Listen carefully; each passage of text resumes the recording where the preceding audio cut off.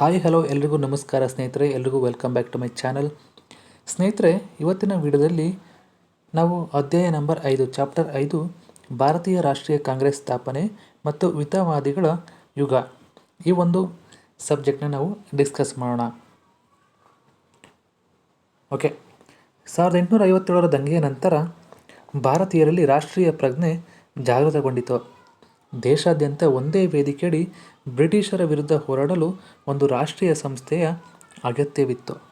ಇದರ ಫಲವಾಗಿಯೇ ಭಾರತೀಯ ರಾಷ್ಟ್ರೀಯ ಕಾಂಗ್ರೆಸ್ INC ಸ್ಥಾಪನೆಯಾಯಿತು. ಭಾರತೀಯ ರಾಷ್ಟ್ರೀಯ ಕಾಂಗ್ರೆಸ್ ಸ್ಥಾಪನೆ ಯಾವಾಗ ಫಾರ್ಮೇಷನ್ ಆಯಿತು? ಇದರ ಸಂಸ್ಥಾಪಕರು A.O. ಹ್ಯೂಮ್, ಅಲನ್ ಆಕ್ಟೇವಿಯನ್ ಹ್ಯೂಮ್ ಅಂತ. ಇವರು ನಿವೃತ್ತ ಬ್ರಿಟಿಷ್ ಸಿವಿಲ್ ಅಧಿಕಾರಿಯಾಗಿದ್ದರು.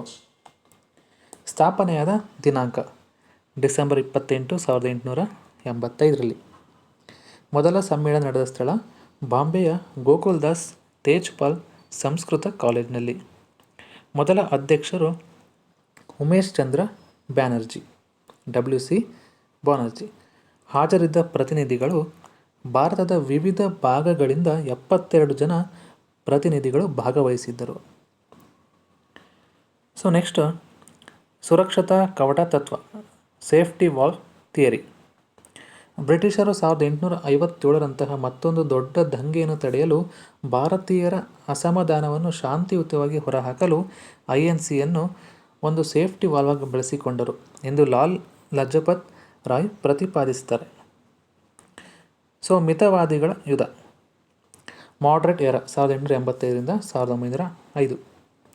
ಕಾಂಗ್ರೆಸ್ನ ಆರಂಭಿಕ 20 ವರ್ಷಗಳ ಅವಧಿಯನ್ನು ಮಿತವಾದಿಗಳ ಯುಗ ಎಂದು ಕರೆಯಲಾಗುತ್ತದೆ. ಪ್ರಮುಖ ಮಿತವಾದಿ ನಾಯಕರು: ದಾದಾಬಾಯಿ ನವರೋಜಿ, ಭಾರತದ ಪಿತಾಮಹ ಅಂತ, grand old man of India ಅಂತ ಕರೀತಾರೆ. ಗೋಪಾಲ್ ಕೃಷ್ಣ ಗೋಖಲೆ, ಗಾಂಧೀಜಿಯವರ ರಾಜಕೀಯ ಗುರು. Surendranath Banerjee, uncrowned king of Bengal. Firoz Shah Mehta, Mahadev Govind Ranade, MG Ranade. Badruddin Tyabji, INCಯ ಮೊದಲ ಮುಸ್ಲಿಂ ಅಧ್ಯಕ್ಷರು. ನೆಕ್ಸ್ಟ್ ನೋಡೋಣ, ಮಿತವಾದಿಗಳ ತತ್ವ ಮತ್ತು ಕಾರ್ಯವಿಧಾನ, 3P ಪಾಲಿಸಿ ಯಾವ ರೀತಿ ಇತ್ತು. ಮಿತವಾದಿಗಳು ಬ್ರಿಟಿಷ್ ನ್ಯಾಯಪರತೆ ಮತ್ತು ಔದಾರ್ಯದಲ್ಲಿ ನಂಬಿಕೆ ಇಟ್ಟಿದ್ದರು. ಇವರು ತೀವ್ರ ಹೋರಾಟ ಮಾಡದೆ ಕಾನೂನಾತ್ಮಕ ಚೌಕಟ್ಟಿನಲ್ಲಿ 3P ನೀತಿಯನ್ನು ಅನುಸರಿಸಿದರು. ಮೊದಲನೇದು ಪ್ರೇಯರ್, ಪ್ರಾರ್ಥನೆ. ಎರಡನೇದು ಪಿಟಿಷನ್, ಮನವಿ ಅಥವಾ ಅರ್ಜಿ. ಪ್ರೊಟೆಸ್ಟ್, ಶಾಂತಿಯುತ ಪ್ರತಿಭಟನೆ. ಇವು 3P, ಇವನ್ನ ನೆನ್ಪಿಟ್ಕೊಳ್ಳಿ. ನೆಕ್ಸ್ಟ್, ಮಿತವಾದಿಗಳ ಮುಖ್ಯ ಬೇಡಿಕೆಗಳು, ಅವರ ಕೀ ಡಿಮ್ಯಾಂಡ್ಸ್ ಏನೇನಿತ್ತು. ಮೊದಲನೇದು, ಶಾಸನ ಸಭೆಗಳಲ್ಲಿ ಭಾರತೀಯರ ಪ್ರಾತಿನಿಧ್ಯವನ್ನು ಹೆಚ್ಚಿಸುವುದು. ICS ಪರೀಕ್ಷೆಯನ್ನು ಇಂಗ್ಲೆಂಡ್ ಜೊತೆಗೆ ಭಾರತದಲ್ಲೂ ಏಕಕಾಲಕ್ಕೆ ನಡೆಸುವುದು.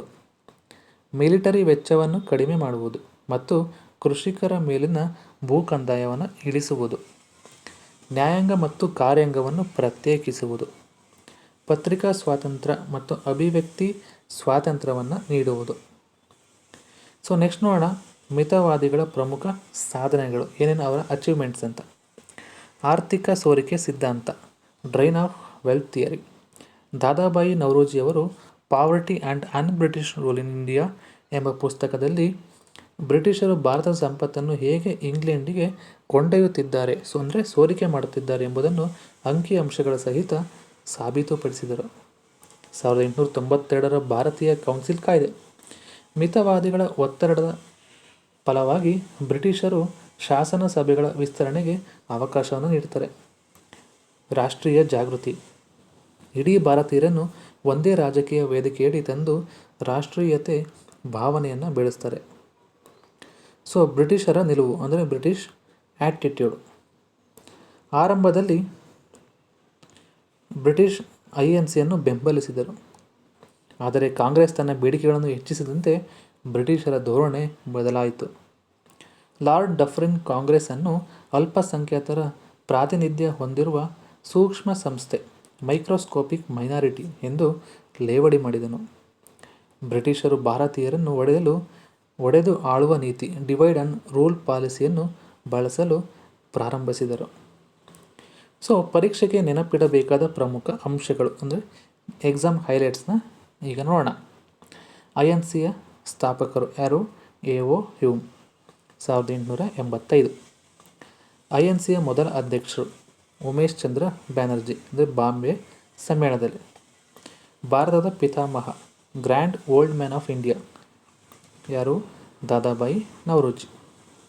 ಸಂಪತ್ತಿನ ಸೋರಿಕೆ ಸಿದ್ಧಾಂತ ಪ್ರತಿಪಾದಿಸಿದವರು ದಾದಾಬಾಯಿ ನವರೋಜಿ.